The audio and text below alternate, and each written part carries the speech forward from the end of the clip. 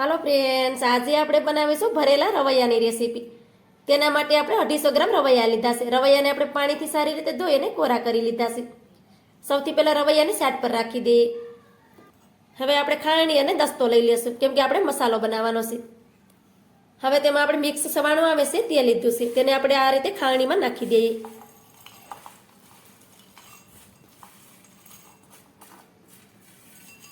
સવાણું નાખવાથી રવૈયાનું શાક છે તે સરસ લાગે છે અને ખાવામાં ટેસ્ટી બને છે. હવે તેને આપણે વાટી લેશું.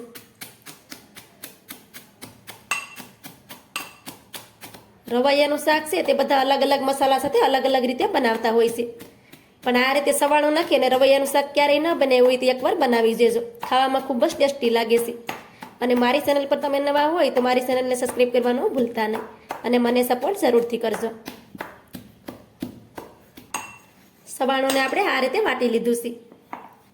હવે તેને આપણે એક ડીશમાં કાઢી લઈએ. હવે આપણે એક નાનો ટુકડો આદુનો લીધો છે અને 8 થી 10 આપણે લસણની કળી લીધી છે. તેને પણ આપણે ખાંડણીમાં નાખી દઈએ અને તેને પણ આપણે વાટી લેશું. લસણ અને આદુનો ટેસ્ટ છે તે રવૈયાના શાકમાં સરસ લાગે છે. લસણ અને આદુને પણ આપણે સારી રીતે વાટી લીધું છે. હવે તેને પણ આપણે આ રીતે મસાલાની સાથે નાખી દઈએ. હવે તેમાં આપણે મસાલા કરીશું. હવે તેમાં થોડીક આપણે હળદર નાખી દઈશું. સ્વાદ પ્રમાણે આપણે મીઠું નાખી દઈશું. સવાણામાં પણ મીઠું હોય જ છે, તો મીઠું થોડું આપણે જોઈને વાપરવું. 1 ચમચી ભરી આપણે તેમાં લાલ મરચું પાવડર નાખી દઈએ. તીખું તમે તમારા પ્રમાણે વધારે કે ઓછું પણ કરી શકો. હવે આપણે ભરેલા રીંગણાનો મસાલો આવે છે તે અડધી ચમચી ભરી અને તેમાં નાખી દઈશું.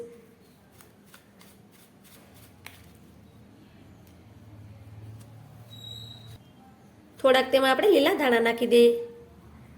થોડાક ધાણા છે તેને આપણે શાકની ઉપરથી રાખવા માટે પણ રાખી દઈશું. 1 ચમચી આપણે તેમાં ધાણા જીરું પાવડર નાખી દઈશું. હવે તેમાં આપણે થોડુંક તેલ નાખી દઈશું. પછી મસાલાને સારી રીતે મિક્સ કરી દઈશું. આ રીતે બધા મસાલાને મિક્સ કરવાના. જરૂર લાગે તો વધારે તેલ પણ તમે નાખી શકો. પહેલા આ રીતે થોડું તેલ નાખી અને મિક્સ કરવાનું, એટલે આપણને ખ્યાલ આવી જાય. તો બધી વસ્તુને આપણે સારી રીતે મિક્સ કરી દીધી છે. આપણે મસાલા બની અને તૈયાર થઈ ગયું છે. તેને સાઈડ પર રાખી દઈએ. હવે આપણે રવૈયા લઈ લેશું અને રવૈયાની ઉપર આ લીલો ભાગ છે તેને આપણે કાઢી લેશું. આ રીતે કાઢી લેવાનો હાથેથી. હવે તેનો ગીટિયાનો ભાગ આ રીતે થોડો આપણે કાઢી લેશું આવી રીતે, અને રવૈયાને કટ કરી દેશું. રવૈયાને આપણે પહેલા જ પાણીથી ધોઈ અને સારી રીતે કોરા કરી લેવાના. તો આ રીતે તેમાં કટ લગાડી દેવાનું અને આ રીતે જોઈ લેવાનું. તો રવૈયાને કટ કરતી વખતે આપણે જોવું જરૂરી છે, કેમ કે કોઈ વાર રવૈયા છે તે ખરાબ પણ હોય છે અને અંદરથી હળેલા હોય છે. તો આ જ રીતે આપણે બધા રવૈયાને કટ કરી લેશું. આ રીતે આપણે બધા રવૈયાને કટ કરી લીધા છે. હવે તેમાં મસાલો ભરી દેશું. તો આ રીતે રવૈયાને લઈ લેવાનું અને આ રીતે મસાલો લઈ અને રવૈયાની વચ્ચે આ રીતે ભરી દેવાનો છે.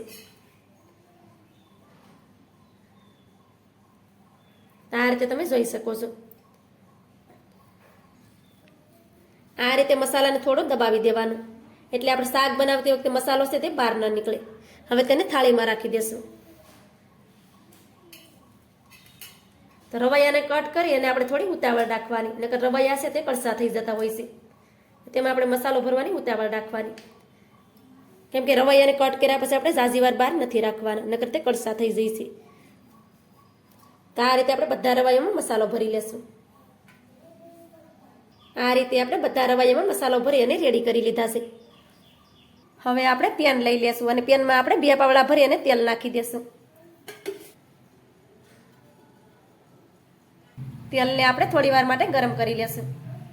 તેલ ગરમ થાય એટલે આપણે વધેલો મસાલો છે તેને તેલમાં નાખી દેવાનો. ગેસની ફ્લેમને ધીમી કરી દેશું એટલે મસાલો બળે નહીં. હવે મસાલાને સારી રીતે સાતળી લેશું. થોડી વાર માટે મેં મસાલાને સાતળી લીધો છે. હવે તેમાં નાનું કટ કરેલું ટમેટું નાખી દેશું. તેને પણ તેની સાથે સાતળી લેશું. ધીમો ગેસ રાખી અને મસાલાને આપણે થોડી વાર માટે સાતળવાનો છે. તો તો મસાલો આપણો બળે નહીં તેના માટે આપણે 1 ચમચી જેટલું પાણી નાખી દઈશું અને બધી વસ્તુને સારી રીતે સાતળવા દઈશું.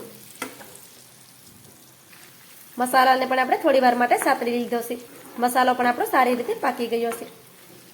હવે તેમાં આપણે ભરેલા રવૈયા છે તેને પણ નાખી દઈશું અને સારી રીતે મસાલાની સાથે મિક્સ કરી દઈશું. તો મસાલાની સાથે રવૈયાને મિક્સ કરવાના, જેથી કરી આપણે રવૈયા પણ સતળાઈ જાય. એકવાર રવૈયાનું શાક તમે આ રીતે જરૂરથી બનાવજો. તમે જેટલી રોટલી બનાવશો ઓછી જ પડશે, એટલું ટેસ્ટી લાગે છે. આ રીતે કરવાથી રવૈયામાં રહેલો મસાલો છે તે બહાર નહીં નીકળે. રવૈયાને આપણે મસાલાની સાથે સારી રીતે મિક્સ કરી દીધા છે. હવે આપણે ઉપરથી આ રીતે ઢાંકણ ઢાંકી દઈશું અને રવૈયાને આપણે 2 મિનિટ સુધી ધીમા ગેસ ઉપર જ ચડવા દઈશું. રવૈયાને આપણે ધીમા ગેસ ઉપર જ 2 મિનિટ માટે કૂક કરી લીધા છે. 2 મિનિટ પછી રવૈયાને તમે જોઈ શકો છો કે રવૈયા પણ સારી રીતે કૂક થઈ ગયા છે. હવે તેમાં આપણે પાણી નાખી દઈશું.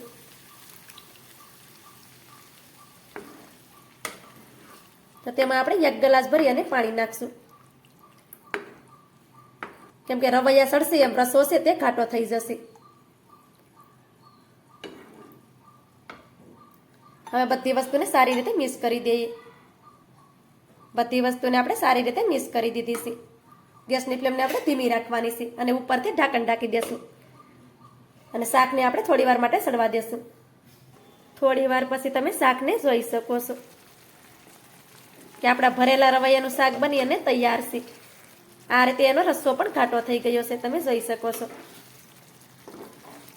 ઉપરથી આપણે લીલા ધાણા નાખી દઈશું. તો મારી આજની રેસીપી તમને સારી લાગી હોય તો લાઈક, શેર, સબસ્ક્રાઈબ કરવાનું ભૂલતા નહીં. તો મળીશું એક નવી જ રેસીપીની સાથે. ત્યાં સુધી બધાને જય માતાજી.